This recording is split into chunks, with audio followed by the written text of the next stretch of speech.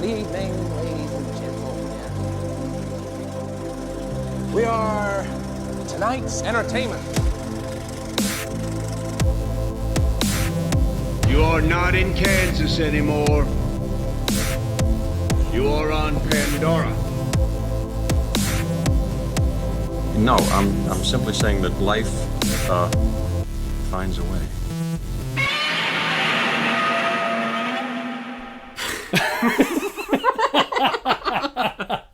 That's gonna go. Yeah. That's going in. You're gonna have to save that. That's gotta go. Okay. We'll put it at the back end somewhere. How about we just start from here? Who cares? Sure. Why not? Yeah, let's go. Because it's a very funny episode. Yeah. Welcome to the Film Jump, everybody, with your hosts Jesse and Chris. How's it going? This is the After Dark special where we've got booze in us or something. I don't know. Who knows? Yeah. It's a special episode for sure because, unfortunately, we're going to be talking about at least a disappointing cut of a movie. Maybe that's a spoiler to get right into it like that, but we're going to be talking about Zack Snyder's Rebel Moon. Yeah, Rebel Moon Part 1, The Child of Fire? A Child of Fire. Yeah. Okay, well, yeah. Well, let's stop by, in case the listeners haven't heard our previous episodes or anything, we're actually very, very big Zack Snyder fans. Yeah, bigger than the average, maybe not the biggest, but bigger than the average person, that's for sure. And for reference, we absolutely love Dawn of the Dead, 300. Yep. I love Watchmen. I like Watchmen very much. It's very good. I'm a huge fan of Sucker Punch. Sucker Punch is great. Yeah. We actually like that movie. Not sorry.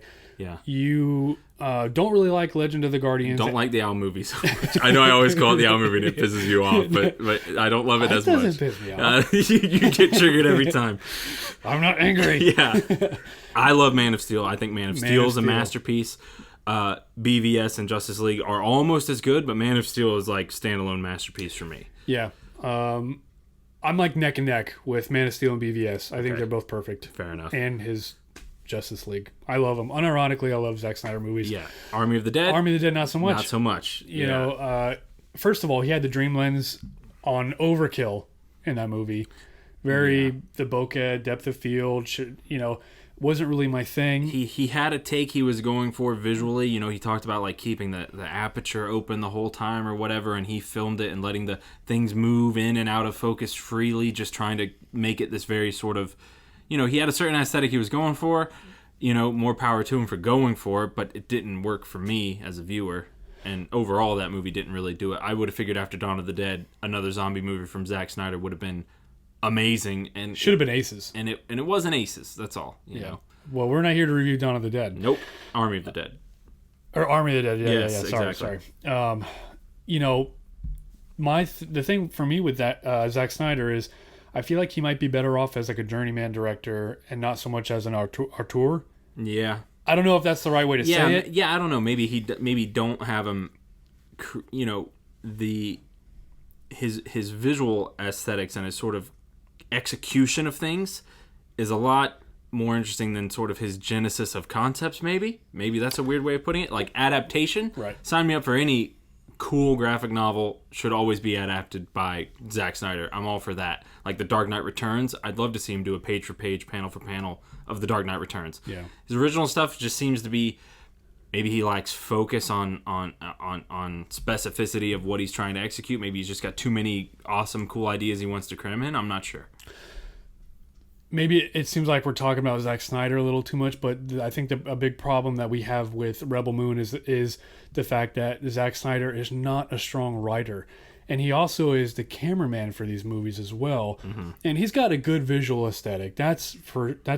There's no doubt about that. Mm-hmm. So let's get more into the movie anyways. Rebel Moon stars Sofia Boutella and a few other people, Jaimin Hansu and Charlie Hunnam and a few others that are kind of big, not so big, whatever. Definitely people in the cast.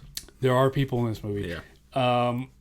It's kind of a hodgepodge of everything sci-fi fantasy with Zack Snyder flair. And for anybody who thinks that this is a Star Wars by Zack Snyder, it's not. Yeah, not so much. I mean, sort of like if.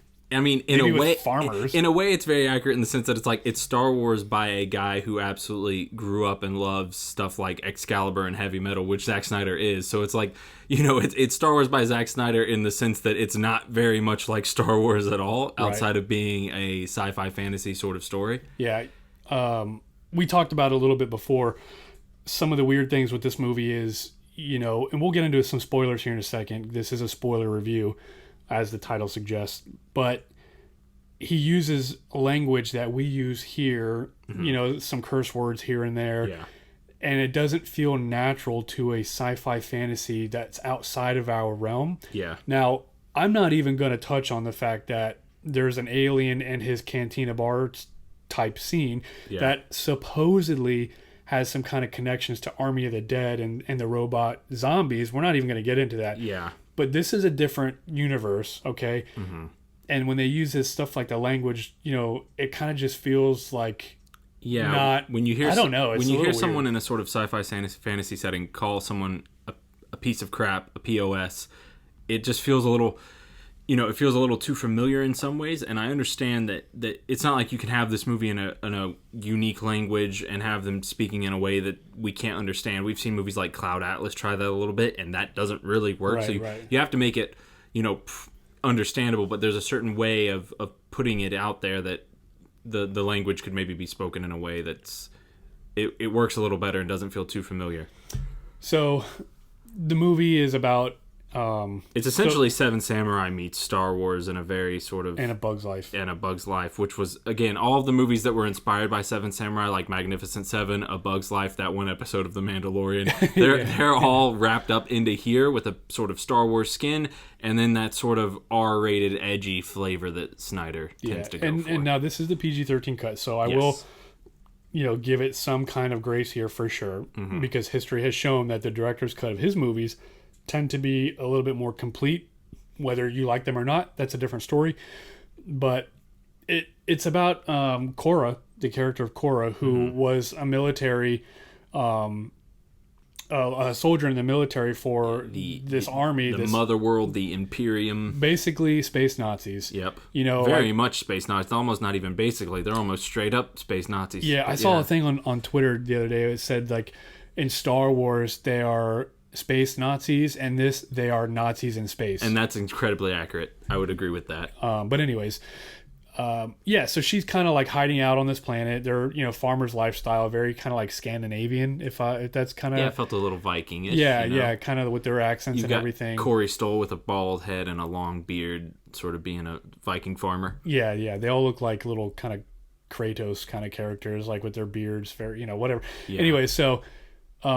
she's hiding out from the Mother Worlds for reasons we don't know. But the problem is, you get into all the Zack Snyder things where there's slow-mo for no reason. It was pointed out that, in the very beginning, she's holding the grain and she drops grain in slow motion, and then 5 seconds later it falls in slow motion. We've got slow-mo of the grain being dropped on the floor, slow-mo of the bag of grain falling on the floor. Like, very much like, on the nose of, like, this is about the grain, this is about what they're farming, this is the key to all of it. Like, we got it. Yeah, and so as it goes through, the people come down just like in your classic Seven Samurai and Magnificent Seven style. They come down because some rebels have cut off their supply chains, which is only mentioned very quickly in passing. So if you kind of don't hear it, you're kind of like, why does this grand empire need these farmers' grain? Yeah, if you blanked out for 30 seconds, you would roast this movie for not making any sense at all. It's there, but it's only there as much as I suppose it needs to be. Yeah. So then they're like, hey, give us your grain. We need 10,000 bushels, and don't lie to us or I'm going to kill your leader. Yeah, the one true metric of measurement, bushels. Yeah, bushels. Yeah.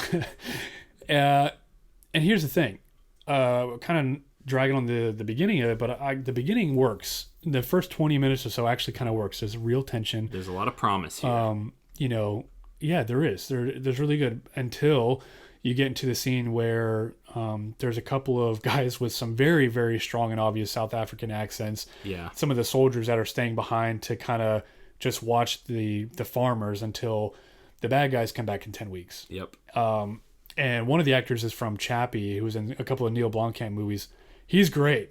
Mm-hmm. But then they get into this scene where it's kind of like, I'll say SA, not, a certain type of assault against a young woman. Yeah, and sort of like stereotypically that way. Like, there's no subtlety, there's no nuance. It's just like, oh, you're caricatures, Now, I imagine that Zack Snyder's coming from a place of sincerity where he Yes. wants us to hate these characters. Yeah. And he doesn't necessarily like putting that stuff, but he wants the audience to like, Yeah. oh yeah, let's kill these guys. It's a shortcut. It's like having someone like, kill the dog or something. It's like, well, an easy path to make people hate people. And I mean, they almost, they have him sort of shooting the defenseless pacifist robot just for sport and fun. Oh yeah, which the, is the Jimmy, yeah, voiced by Anthony Hopkins, which is amazing. Like Anthony Hopkins is awesome as that robot, but it's one of these things where the guy's like, oh yeah, we've got a Jimmy. Look, they're indestructible and they won't fight back, and he shoots it several times. It's like, if you've got this cool piece of equipment that's supposed to be rare, why would you be like toying with it and making target practice out of it? Like, if it's this useful tool, and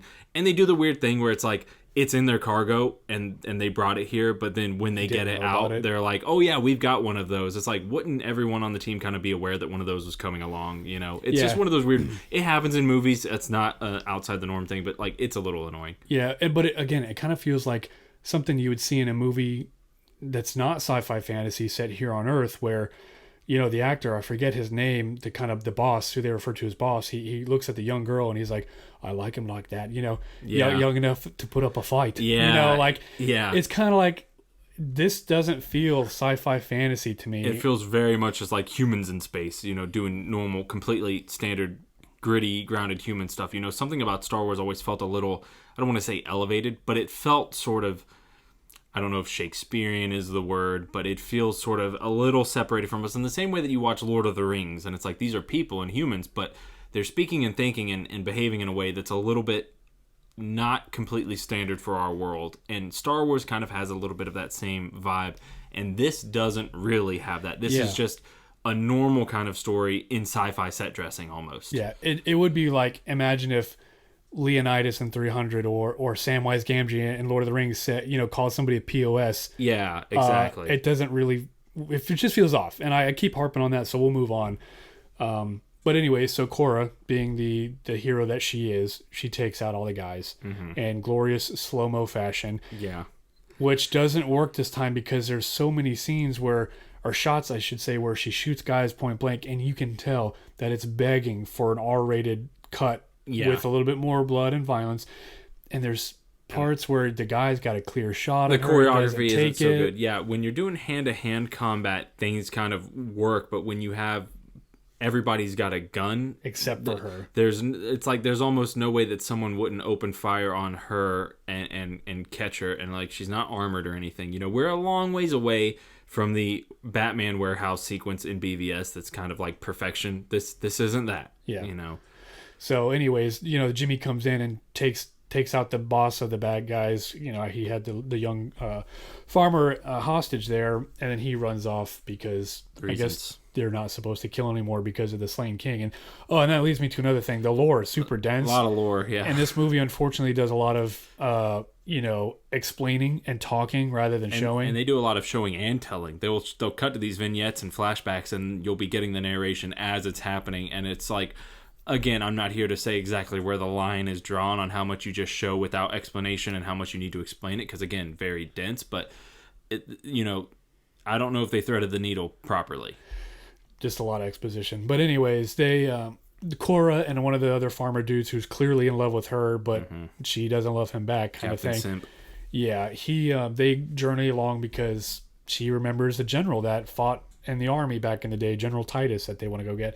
And sorry if I'm like butchering some of the plot here. I watched Long story short, they realize that they want to get prepared to defend themselves from the Mother World forces, so they have to go collect some people that will help them fight them off. Because even though it only makes sense for her to be like, sorry, I did this, let me take the blame and not damn all these farmers to execution. Yeah, you'd think there'd be a way around this. Anyways, so they have to find General Titus because he was a great leader back in the day, and he's on some planet. So they go to what is Zack Snyder's version of the cantina, more or less. It's more like a traditional bar. It's not really it's almost even got brothel vibes too. Yeah, because there's the one creepy alien guy that's like, everything's for sale and feeling up the dude and everything. Yeah, so there's some cross dressers in the back there, or whatever the proper terminology is. I'm sorry. Again, and it's very much that sort of like, well, here's someone described this movie as the Bender meme from Futurama, where it's Zack Snyder saying, I'll go make my own Star Wars with blackjack and hookers. And like, it's very much like, that's very much the kind of movie vibe this is. Just spit out my drink. It's the Star Wars cantina, but what's like the cool, edgy, dark version? Like there's gonna be some hookers in there, and they're gonna be drinking, and there's gonna be some illicit things happening. You know, like it's very much that. And there's some rumblings on the internet that the dude who feels up one of the main characters, the guy, is actually Joss Whedon. Oh, like it's like a dig, like a parody of Joss Whedon Joss a little Whedon. bit. Wouldn't shock me. You know, some odd things have come out about Joss Whedon from his own wife. So maybe that's truthful. Maybe that's exaggerated. Yeah. Ex-wives maybe can be harsh, but you know, he's grown to not have a great reputation, and it seems like even in Hollywood, nobody's wanting to give him work in these last couple of years. So kind of like Bryan Singer, just shuffled off to the side, and you're not getting away with anything you've been doing anymore. So who knows? I have glossed over the main villain, Ed Skrein, whatever. Either way, he's the bad guy in every movie. Deadpool, Alita. Yeah, he's Francis from Deadpool. Francis, exactly, yeah, and he's cool. He's actually one of the better parts of the whole movie. Yeah, he does that kind of like that posh British thing, but all in a Nazi way. Yeah, it's kind of like two different things. And that kind of Nazi way of where the Jew hunter in Inglourious Basterds was kind of like polite but threatening at the same time. Kind of like, oh, we're here to welcome you into our good graces, but like you're about to do everything we demand of you or we'll kill you, kind of a thing. Yeah, you know? so he's fun. But anyways, the movie goes along, introduces some characters kind of out of nowhere. They get asked to help along the way because they need help, and they agree to help. And you can tell that every time it introduces a character like Charlie Hunnam's Space Irish pilot guy, you know, pilot, he's like smuggler kind of. He's from Space Ireland. Yes, exactly. And you know, he agrees to it. Now his makes a little sense because he has ulterior motives. Yeah, he kind of jumps right on board. He's like, you guys need a pilot? I'll be a pilot. Like, we can't pay you. He's like, pay me whatever you think's fair. Like, he's very gung-ho about joining on them. And so it's like, maybe that's a red flag. He ends up being the Judas character. Yes. But anyway, and then they go and rescue a prince who, for whatever reason, is shackled on a sandy desert planet. Yeah, Charlie Hunnam's like, I know a guy who might be able to help you. And so they make this pit stop and you know, and it's one of those things where this guy's sort of in service and servitude, slavery to someone he owes a debt to, and they sort of strike this bargain of like, well, if he can break in that Griffin over there, then I'll consider his debt paid. But if he can't, you'll all go in chains. And the minute any movie gives a proposition like that, you're like, well, he's clearly going to tame the Griffin and it's all going to be okay because the movie just wouldn't be able to exist if they were all... It can't end right here. You know, it's like maybe it would have been an interesting thing if he screwed up and then they had to shoot their way out of slavery and then they've got 5 more enemies on them. But, you know, the movie's not going to do that. It's kind of like false stakes. You know, it's like an empty threat stakes. So they kind of just do it to do it. And he tames the Griffin and it's cool. Surprise. And, you know, lots of extra slow-mo and then extra slow-mo. Okay, yeah, when he jumps off the cliff, it's in the trailer. Yeah. And it's super slow-mo, and then he crosses in front of the sun, and it goes even more slow-mo. Yeah, Zack Snyder's like, I want a cool GIF of this moment, and I want it to be a screensaver on every computer, and, you know, all that. The Griffin looked great, by the way. It was awesome. The Griffin looked great. It was cool. I keep saying, give me a Zack Snyder only swords and sandals fantasy, like a Excalibur type. Yeah. Forget this sci-fi part of it. Could you imagine Zack Snyder's Lord of the Rings? Something like that. That'd be something wild. If somebody else wrote it. Yeah. Well, they've got the book, so hopefully he'd be able to make a good adaptation. So, anyways, they get the cast of characters. They get the cool Asian woman who is played by Duna Bay. Yeah, from Cloud Atlas. Or Bay Duna. I don't know. Or Bay Duna. But either way, I know the first and last names can get weird there. She's got the cool fiery, flaming hot swords that are totally not lightsabers. And the robot hands that allow her to wield them without being burned. Right, which is cool. And she looks like she's barely aged since Cloud Atlas, even though that was over a decade ago. Yeah, decent little fight scene with the giant arachnid lady who is named Harmada, which I think is maybe potentially a dig at Hamada. Yeah, probably. Walter Hamada. Probably, yeah. Anyways, moving on. So anyway, to kind of fast forward a little bit, they get all these cast of characters. It's a very generic, we need this, we're going to get this person, they do the thing, we recruit them. We're going to get this person, they do the thing, we recruit them. Not a lot of interesting ways of executing that. And I think more so in these sections of the movie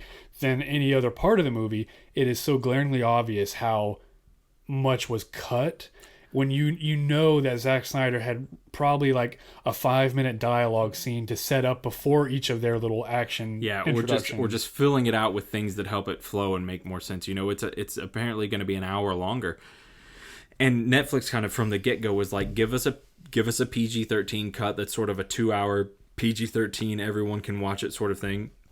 And then give us also on the side, you're preparing your unfiltered, relentless version. And, you know, it feels like since Zach knew how much he was getting his uncompromised version, maybe he was a little bit too eager to say, okay, I'll do whatever I have to this version to make it PG-13 in 2 hours because I know I've got my version. So, you know, he's not fighting for a lot of important things in this cut, perhaps, and maybe he's just letting it go because he knows his version's going to have his day in court. I don't know, but I don't think there's a doubt in anyone's mind that even though the 3-hour version might sound dreadful, like maybe people don't want to sit through a 3-hour cut of this, but it will probably be qualitatively a big improvement and much more coherent. I mean, BVS, the theatrical cut, is a long movie, but 30 minutes on top of that made that so much better. Yeah, it almost turned it went from like a kind of so-so movie to a great movie, you know? So anyways, they get all these cast of characters who agree to help out for no reason other than reasons for, you know, plot. Yeah. Even though they face impossible odds where the ship is called the King's Gaze and it has 2 cannons that can shoot nukes. And blow up a planet, essentially. But yeah, I love when they recruit the general, and you know, he's like General Titus, played by Jaimin Hansu, who's always awesome. General Titus, played by the awesome Digimon Hansu. And you know, he goes, I don't care about redemption, and she's like, well, how about revenge? And then he's like, all right, I'm in. And he stands up. It's like he never like, oh gee, I never thought about revenge, or you know, like that thought never came to his own mind. You know, it's you know, it's a little simple. I know it's operating on tropes of putting the team together, but it's like you could have had something here to kind of make that work a little more smoothly.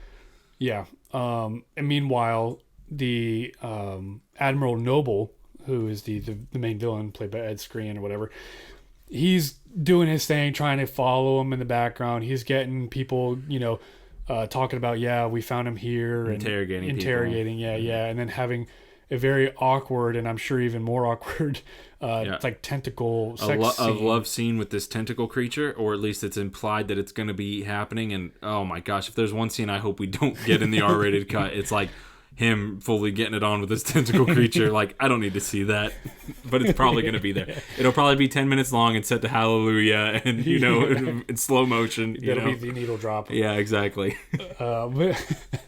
And every so often after they recruit somebody, Cora, the main character, gives this crazy exposition about how she was raised as Balisarius' daughter, who's like the main emperor type character of this franchise, who slayed the king, who was technically bad already because they were doing war on his behalf, and they were like, oh, find a lover, because in case they get killed, you'll still have motivation to fight in this war in case it gets too politically muddy. She says that. There's not a lot of clarity about some of this. It's and a little again, weird. Maybe it's all crammed into that Anthony Hopkins exposition at the beginning, but again, you know, well, imagine if you took like the story of Finn from Star Wars, you know, and had him it's kind of like that in a way, where Cora was basically a stormtrooper-like character for the Empire. It's kind of like that. It's more or less. It's there's a lot going on. But anyways, so moving right along, they end up. And then they go to. They find the Bloodaxe siblings. Yes. Darian Bloodaxe and his sister. I forgot her name. Sister Bloodaxe. Sister Bloodaxe, and they have a group of people who are following their lead in the revolution against the Motherworld. The Motherworld, the Imperium, whatever. Yeah. The bad guys. The space Nazis. Yeah, exactly. So they go to this planet and there's like this benevolent alien leader who's actually who's kind of safe. Levitica. Yeah, and he's safe harboring them. Great CGI there. Oh yeah, by the way, very good. Great effects VFX. are pretty on point in this movie. And far less use of the dream lens. He uses it sparingly here. And there's a lot, much more traditional cinematography. Yeah. Anyways, so they go there. They meet the Bloodaxes, who are leading the revolution. Anyways, which why wouldn't they want to go to them and not King Titus? I don't know. Yeah, it's not clear. There's some structural things in this movie that I think a lot of things would have just been kind of solved with proper structure if they had gotten, General Titus first, and then he's telling them, well, the first thing you want is to find people who are already enemies of the Imperium and recruit them. So it's like you go Titus, then you go to these Blood Axe people, and then maybe the shenanigans on the way and in between is where you pick up some of these other errant characters, as opposed to just the kind of typical, let's go here and get this person, let's go here and get this person, let's go here and get this person. Like maybe, they get Titus, and then he's forming a strategy. So now they're recruiting in accordance with the sort of guidance and strategy he's providing as a general, and he's thinking militarily, but then they're also thinking like, we've got to look for these one-off opportunities for allies, so. Well, and I think we talked about before the podcast here is or before the review, it's kind of like the way it's structured is, maybe one of them should have not agreed and maybe failed, and then maybe they could have come back in the sequel, or maybe somebody could have been like, seen what they're doing and wanted to go, and like, not necessarily, we're going to get this one, pick them up, going to get this one, pick them up, and they all agree without any conflict. Yeah, just a few things to throw some wrinkles in. One misfire, and maybe they go to get this person, and that's a misfire, but maybe there's someone else there who's got something unique or they're just eager and they're on board. Like, hey, that sounds pretty good to me. Like, I don't know what I can offer. Like, a young kind of rookie character is like, well, you might not be useful, but we need all the allies we can get. Just some interesting ways to put some wrinkles into it that wasn't just sort of that would justify it not simply being a montage. Right. So the character of Blood Axe, played by the same dude who was Cyborg in Justice League, Ray Fisher. Yes. I wanted to say Victor Stone, but that's the character's name. Yeah. I think he's a decent actor. I think he needs to be in more stuff. I think he's got some like nice gravitas to him. A good presence, yeah. Yeah, he does. But anyways, he agrees because reasons, and they end up having kind of like a generic ending shootout action sequence on a outpost, unnamed kind of platform in the sky, kind of like Cloud. It's kind of like a docking place because the pilot brings them there to like dock or refuel or supply exchange. Yeah, he says he's got to drop off this last load before they move on. And this is where they were betrayed by Charlie Hunnam's character. Yeah, the scoundrel. Right. Space Nazis gets them all, captures them, and then nothing happens. They get freed because the dude... Captain Simp is being forced to kill Cora, but then he immediately turns and kills Charlie Hunnam's character. And then they all get out and have a fight. Get out and have a big bang bang shoot 'em up. Yeah, some of the Blood Axe, the rebels, they all get taken out from like this giant kind of weird version. It's like a Chronicles of Riddick version of a Slave One. Yeah, it's like a giant version of the Slave One from Star Wars. But anyway, so that starts shooting down on him, and Admiral Noble, he's kind of cool, where he picks up his little staff, his beaten stick, and he kind of like signals them to shoot on everybody. Yeah. So as the big ship is shooting on everybody, Blood Axe gets this wild idea to let me just run and jump on this spaceship and stab the guy. Take out the pilot.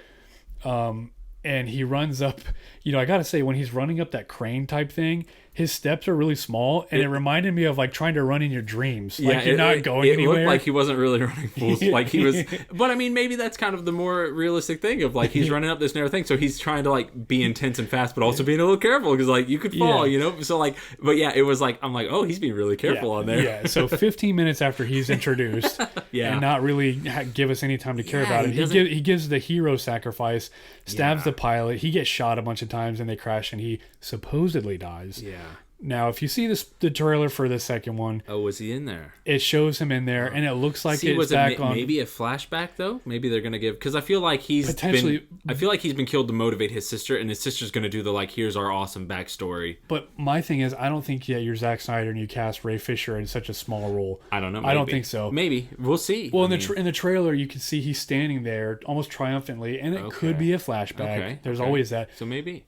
But we'll hear, and the reason why he might be alive is we'll jump to Cora has a little one-on-one battle with Admiral Noble on one of the floating little tiny things, and she beats the tar out of him, because that's realistic. Yeah. And, knocks his teeth out, stabs him a couple times, beats him, and he falls off this floating thing onto the ground where there's ocean water. And then they pull a Revenge of the Sith later on with the ship flying down and they rescue him. Yeah, they pluck up his dead body Yeah. So then or dying body. they plug him up into this thing. It's kind of like the Matrix. He's all hooked up. They peel off the back of his head, which was kind of cool. It's the warm liquid goo face from Austin Powers. Yeah, yeah. yeah. It's like he's in that position and it's filling up. Yeah. You know, like He's in the fetal position. yeah, that's exactly what it is. naked, of course. Yeah, yeah. But anyway, so he's got like this vision, like a mechanically induced vision to communicate with Belisarius, like the main emperor The type Emperor villain. bad guy. Yeah. And he basically says something along the lines of, "You failed, and you better get her, or I'll kill you for real."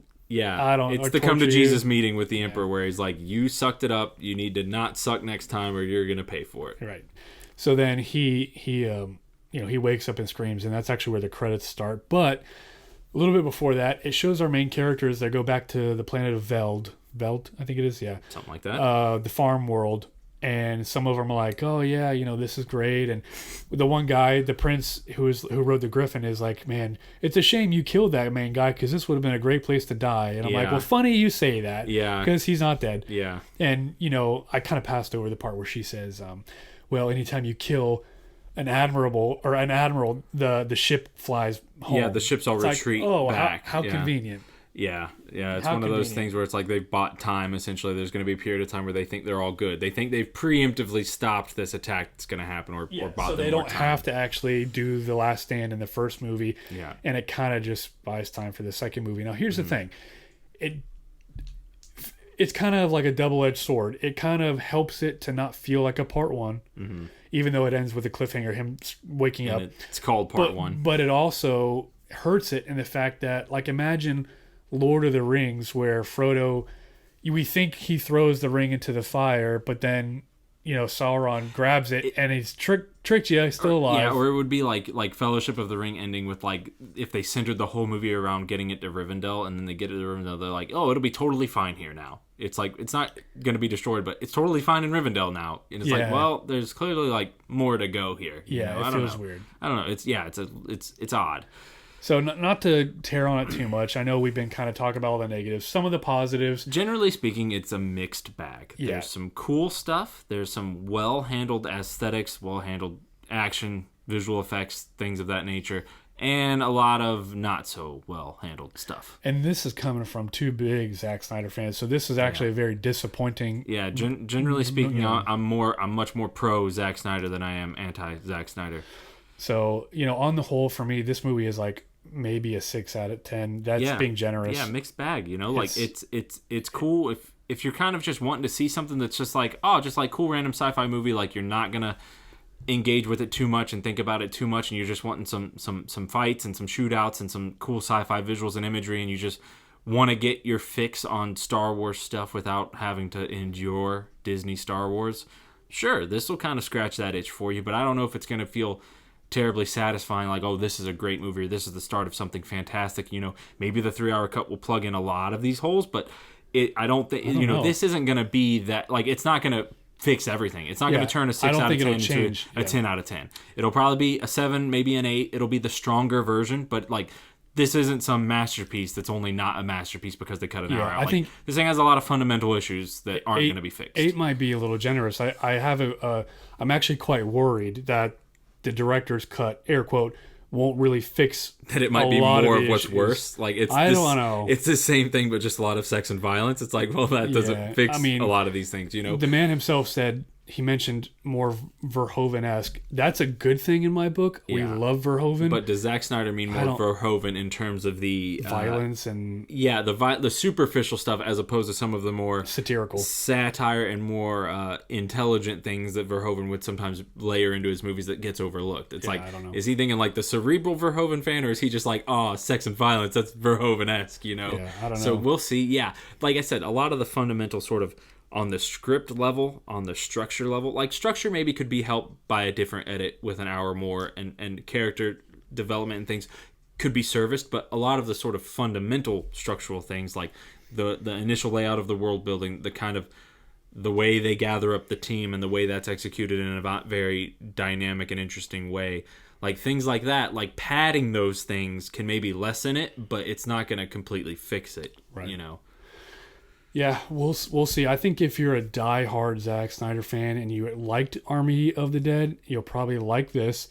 If you're not on board already, you're not going to be. This is not the movie for you. Yeah, I'm not one of those where it's like, oh, I won't watch the longer version and I won't check out the sequel. Like, I'll check that stuff out, but this is hard. Like, I wouldn't recommend this version of the movie. Like, oh my god, you guys got to see this. You see this Rebel Moon thing? It just dropped. This thing's awesome. Like, I'm not out here saying like this is a must-watch kind of movie. Like, it's solid. It's okay, but it's not great. It's not great. Yeah, I think there have been much better movies this year, unfortunately, and that's disappointing to say as a big Zack Snyder fan. And in general, yeah, this is. I think we are only 2 films in, but I think the sort of Netflix stage of Zack Snyder's career, it felt like it had the potential to be like the most glorious and unrestricted era of Zack Snyder's career, but it feels like it's kind of he's not delivering his best and most awesome stuff anymore. He's kind of just mulching around a little bit. I don't know, maybe I don't want to say restriction is a good thing, but maybe constraints or parameters can be, because that's when you sometimes are forced to be creative.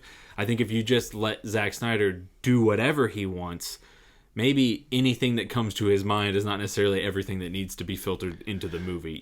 Where's the mesh there that's going to catch some of that and make it a bit more focused? Yeah, I think he just needs to let somebody else write it. Yeah, and maybe will maybe help. paired with a strong screenwriter, or just stick to some adaptations of things that are very much, like a graphic novel he loves that he just wants to kind of adapt page for page. He sings with that kind of material, But this whole entirely original, created from the ground up thing, and I mean, it's kind of just getting started. So, the first chapter is not always what determines the fate of these things, but it's not off to an amazing start from what we've seen so far. Yeah, so let us know in the comments below, or wherever the comments are. Sometimes this is on, you listen to it on Spotify or YouTube or wherever podcasts are playing. Let us know what you think. Are you going to watch the director's cut and the sequel? Because I certainly am. I'm going to give it a chance. I'll give anything a chance. I'll at least give the director's cut and part 2. I'll at least give those a watch. If it's really not clicking by the end of that, it's like you're not going to get me on board for Rebel Moon 3, 4, 5, 6, 7 spin-off video game, graphic novels, comics, animated series. Like, you're asking me to buy into a whole kind of multimedia universe here. This was not the film to make me be like, oh my gosh, I'm part of the Rebel Moon army. This wasn't what did it. This didn't do it. Yeah, so, well, all right. That's going to be our spoiler review for Zack Snyder's Rebel Moon Part 1, A Child of Fire. Very long. Yeah, I don't know. We don't like the Part 1s per se, but anyways. What was the name you came up with? Oh, yeah. It's Lord of the Rebels, The Fellowship of the Grain. Yeah, there we go. They're all about the freaking grain in this movie. Rebels of the Moon, Fellowship of the Grain, Yeah, something like that. Something. So, anyways, all right. Well, thanks for stopping by, everybody. Good evening, ladies and gentlemen. We are tonight's entertainment.